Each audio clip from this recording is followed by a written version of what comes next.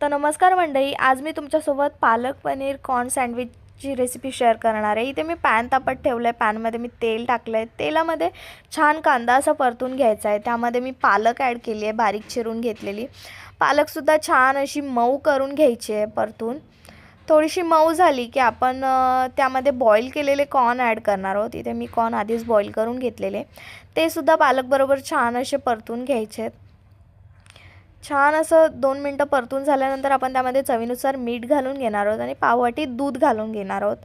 आणि इथे मी एक चीज क्यूब किसून घेतलं आहे। हे एक चीज क्यूब ग्रेट करून घेऊन आपण छान असं मिक्स करणार आहोत। थोडंसं मिक्स करून घेतल्यानंतर एक टेक्स्चर खूप छान येतं। आता यामध्ये मी ऑरेगॅनो ॲड करते आणि चिली फ्लेक्स ॲड करते। यामध्ये आपण एक्स्ट्रा स्पाइसेस ॲड करणार नाही आहोत, त्यामुळे जे काय ते हेच। इथे मी पनीर घेतले, थोडंसं पनीर घेतलं आहे क्यूब्स करून छोटे छोटे, ते सुद्धा आपण छान मिक्स करून घेणार आहोत। आणि यामध्ये मी पुन्हा अर्ध चीज क्यूब मी किसून घेणार आहे। खूप छान असं क्रीमी टेक्स्चर होतं या म्हणजे पालकचं वगैरे।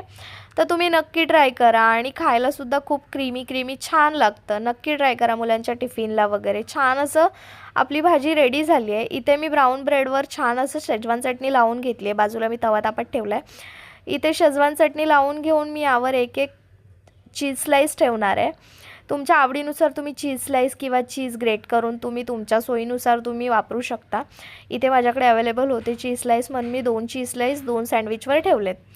आणि जो आपण मसाला रेडी केला आहे पालक आणि कॉर्न आणि पनीरचा छान असा क्रीमी, तो सुद्धा आपण यावर टाकून घेणार आहे। आणि आपले ऑरेगॅनो आणि चिली फ्लेक्स तुमच्या आवडीनुसार तुम्ही ॲड करून दुसऱ्या ब्रेडवर मेयोनीज ॲड करायचे। ती क्लिप माझी ॲड करायची राहून गेली आणि छान टोस्ट करून घ्यायचं सँडविच दोन्ही बाजूनी। आणि आपलं सँडविच रेडी आहे। मी तुम्हाला कट करून दाखवते, तुम्ही नक्की ट्राय करा आणि मला नक्की सांगा। थँक्यू।